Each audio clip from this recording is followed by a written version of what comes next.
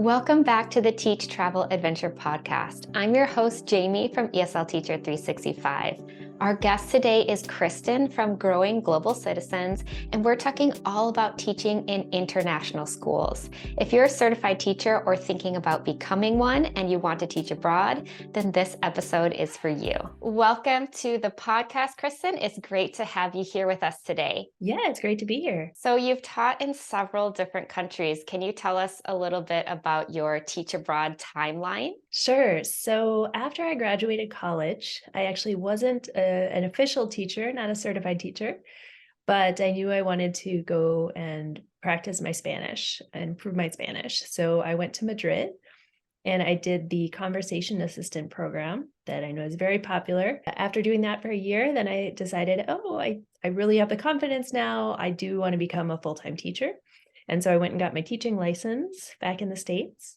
And then when I finished there, I knew I wanted to go abroad again. And through kind of being at the right place and during the right time, I got basically like an internship at a boarding school in Switzerland. So I was there for 4 years. And then I went to Singapore for 2 years after that.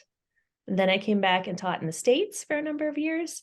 And then last year I went for a year in Colombia. Very nice. Yeah, I think that happens sometimes. People will do a language assistant program, maybe just to try it out. And then they realize, like, wow, I actually do really like this. How is teaching in international schools different from being an ESL or EFL teacher? There are a few differences. One is usually in an international school, you are part of the culture of that school. Whereas if you're the ESL or EFL teacher, you are often kind of like the token foreigner. You probably don't have very much say in how the school is run or how decisions are made or how students are doing. You're definitely more on the periphery of this school. Whereas if you're at an international school, it's very similar to teaching in the States in that it's much more democratic and you really are a valued staff member there, definitely. And that's a good opportunity to bring in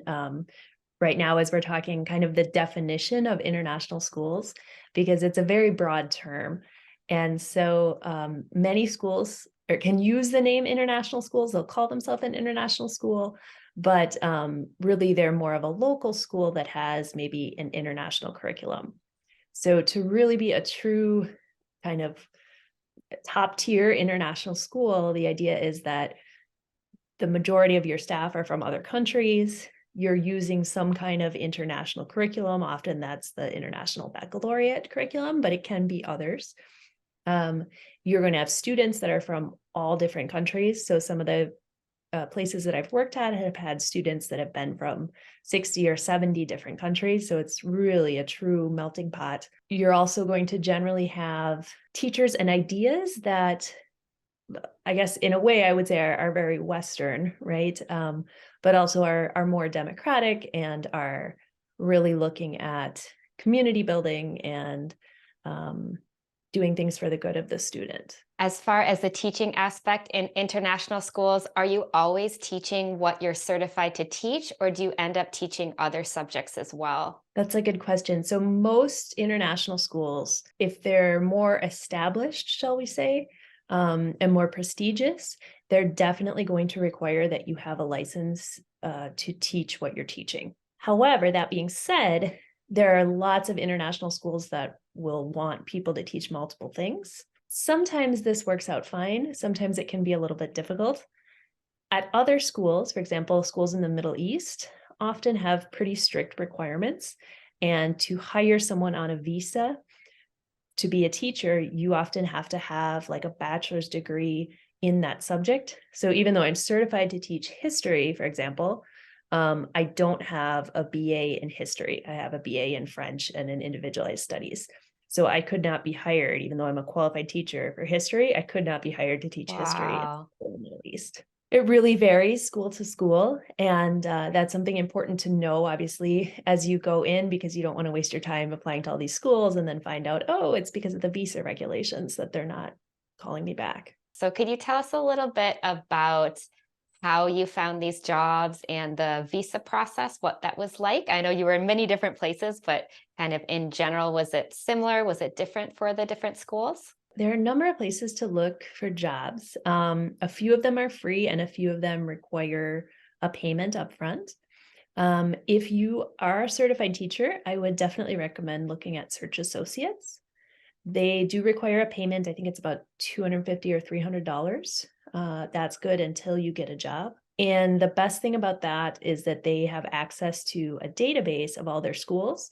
So you can really do a good job of researching. It's very helpful for that because they'll have what the school teaches, the number of students, how much they're paying, what the benefits are, all those things. So you can get an idea for kind of what the salary range is for a certain country, and then also know right away, okay, is this a school that's going to be one that I want to pursue? If you're looking for schools that are from other countries, like that have curriculums from other countries, for example, a British curriculum, TES, which I believe is Times Educational Supplement, that is the best one, and that is free. However, if you're mostly experienced in like an American curriculum or a Canadian curriculum, you'll probably be less likely to get some of those jobs just because it is a British curriculum. Most of the schools have British curriculum, but not all. Some have IB or some have other things. And what about the visas? Was the visa kind of sorted for you once you got the job, or were you responsible for part of that process? Yes. So international schools, at least the ones that I've been at, generally do a very good job of supporting you and really holding your hand through the visa process, which I know is not the case everywhere. It can be kind of a traumatic experience. But yes, generally the schools are very experienced at doing this, and they will help you get all the paperwork that you need to submit. And obviously, rules are different in different countries, but they will help as much as they can. When I taught in Singapore, for example, I was at a very big school. So we had a group of probably 40 new teachers that year, 50 new teachers. And so they really did a great job of, from the time that we arrived, we were matched with a roommate. We had all sorts of social events. We were taken around to the bank. We were all taken together to get the Singapore residency pass that we needed and get the cell phone and do all those things that you need to do when you first arrive in a new country. So yeah, generally the international schools are really good at that. It is a little different, obviously, if it's a smaller school and you're like one of two teachers that are starting that year. It's a very different experience. So I can't say that necessarily goes for every school, but generally schools are quite good at helping you. What have you enjoyed most about teaching abroad in general, and what has been the thing that you have liked the least? The thing that I've liked most, I think, is just so many new opportunities. Everything from learning from my students, learning all about their cultures. And when I taught in Switzerland for the first time, I had a lot of students that were from Kazakhstan, for example, which, to be honest, I couldn't even find on the map, and I got to really know the students and learn all about their culture. Sometimes they would bring me like little gifts or little things from their country when they came back. So there was just a really high degree of kind of cultural appreciation and exchange there. So I was really blessed to learn from them. The other thing I think is just the opportunities in terms of travel, in terms of living in a new place. You really getting to see so many amazing things that you never would see, not even if you travel to that country. If I went as a tourist to Singapore, it would have been very different than living there for 2 years. So you really get to dig deep into the culture of your host country. And there are just so many opportunities to see like all the holidays, for example, when you're living there for a full year. So you get the full experience, and you are truly a member of that community and a resident in that country. And what has been the hardest part of teaching abroad? Yes, the hardest part. I think being away from family and friends. That's kind of the cliche, obvious one, but it's true, certainly.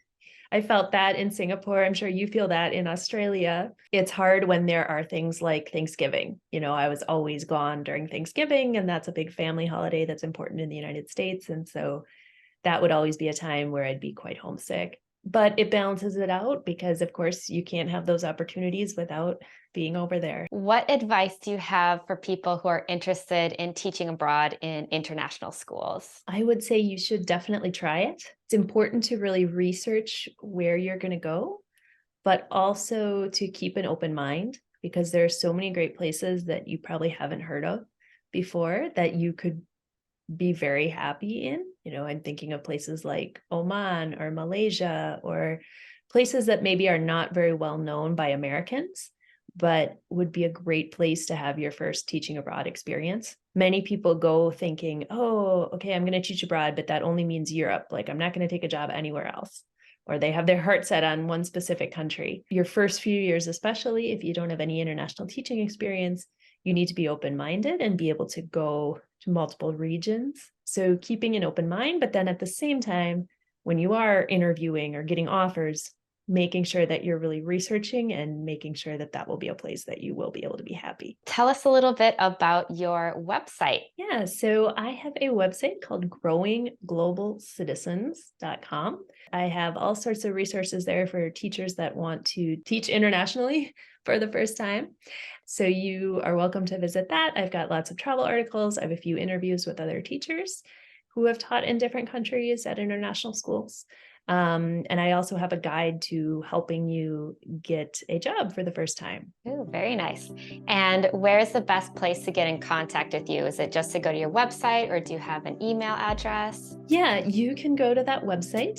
There's a contact page there. You can also DM me on Instagram. I'm also at Growing Global Citizens. Perfect. Well, thanks so much, Kristen, today. It was really nice to learn about international schools and kind of how to get started. So thanks for coming on. Yeah, thank you.